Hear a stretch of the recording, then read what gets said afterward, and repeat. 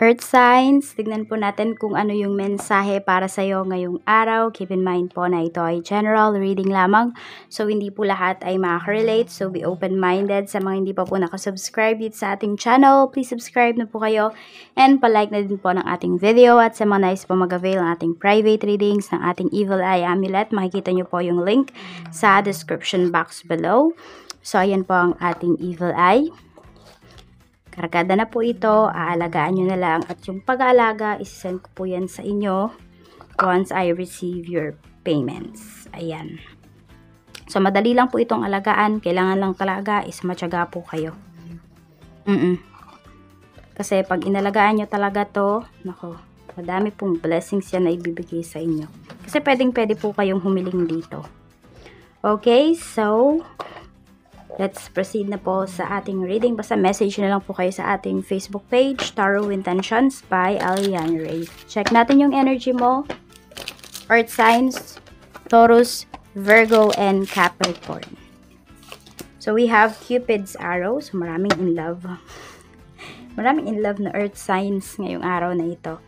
And some of you po, ayan po, pwede na, parang alam mo yun, hindi talaga kayo nawawala ng pag-asa. So, I mean, very hopeful kayo ngayong araw na ito. So, sa lahat man po yan ang aspect ng life ninyo. Hindi lang naman regarding sa relationship. Pero more on yung iba sa inyo, pwede nga po na may mga tina-target kayo at buo talaga yung tiwala ninyo, yung faith ninyo na makukuha nyo yun. So, pwedeng kung meron kayong mga binibenta na mga properties, mga ganyan, or pwedeng pagdating sa negosyo po ninyo, talagang 100% yung tiwala ninyo na sabihin natin makakakota kayo ngayong araw. So, tignan natin pagdating sa pamilya.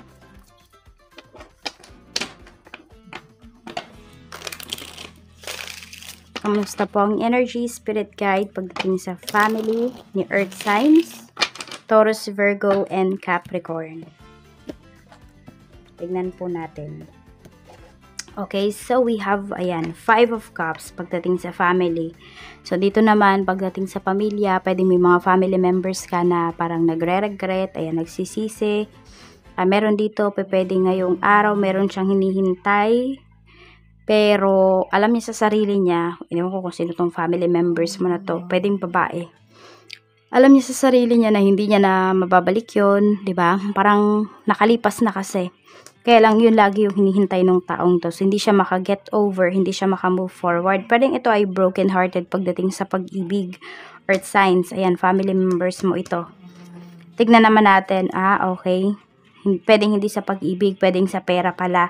Nagsisisi siya. Kung meron siya mga pinurchase itong mga nakaraang araw, or nitong, parang kino-compare niya yung pera niya last year, yung pera niya ngayon, same months. So, medyo nanghihinayang siya ganyan. Or, basta meron siyang panghihinayang. So, baka may mga opportunities dito na pinalagpas niya. Pero kasi kailangan niyang, tumingin sa harap.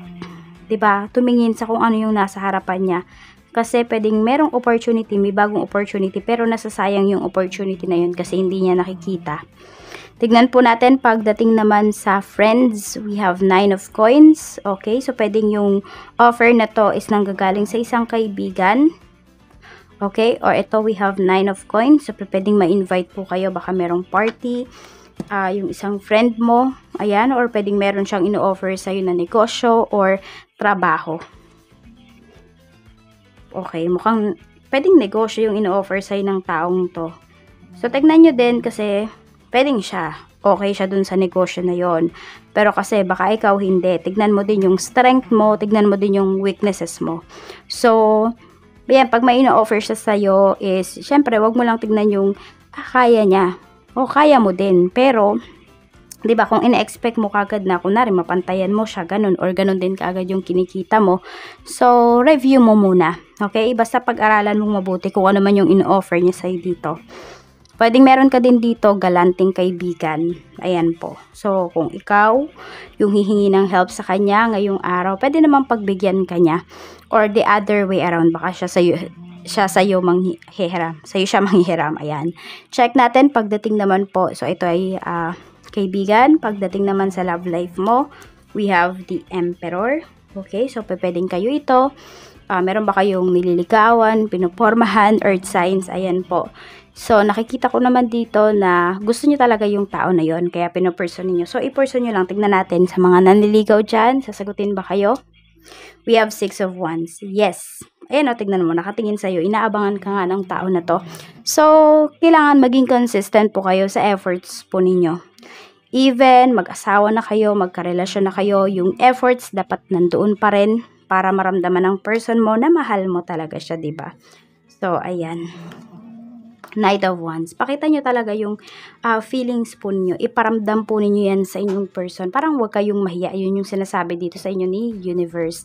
Check po natin pagdating naman sa kaperahan.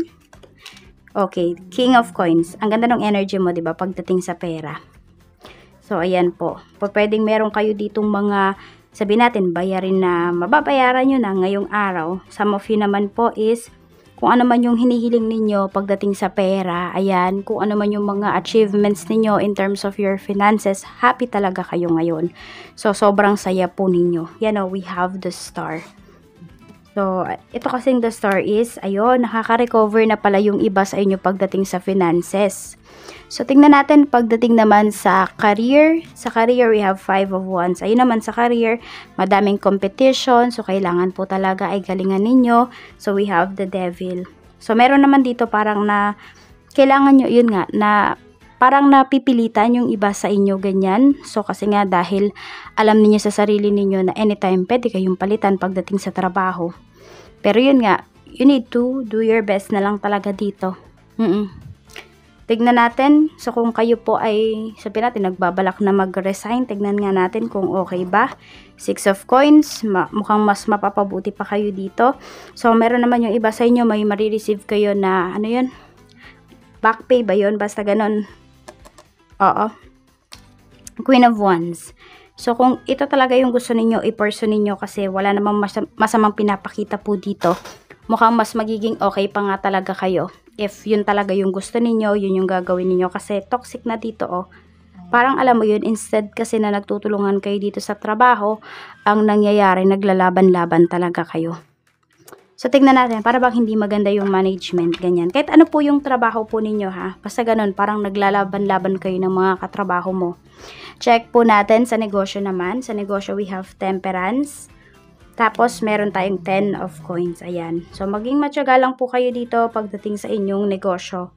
So, parang, di ba ngayon, kunwari, ang benta ninyo is 500. Tomorrow, 600 na yan. 700, 800. So, palaki siya ng palaki. At pwede rin na yung puhunan din po ninyo is, ayun din, lumalaki din. So, mas gumaganda po yung business ninyo.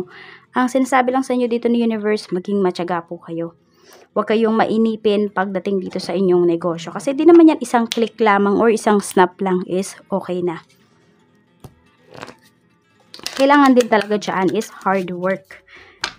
Tignan natin. Blessings na pwede mong ma-receive ngayon. So, we have Elevator. So, rise above. So, ayan po, unti-unti na talaga na umaangat pa yung inyong pamumuhay. Diyan na po yan papunta.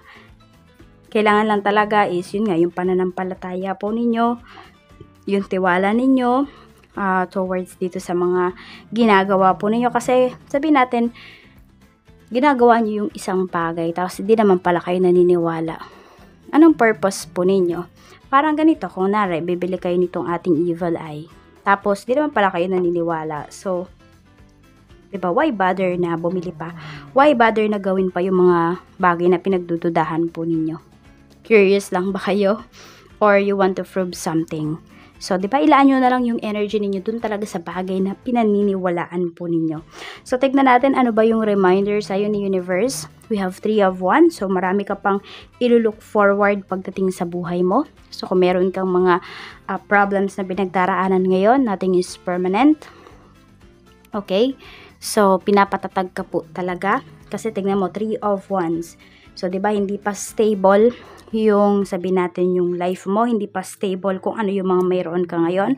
So, sabi ko nga, meron ka pang ilulook forward, saan ka dapat mag-focus sa mga bagay, sa mga blessings na nasa harapan mo ngayon.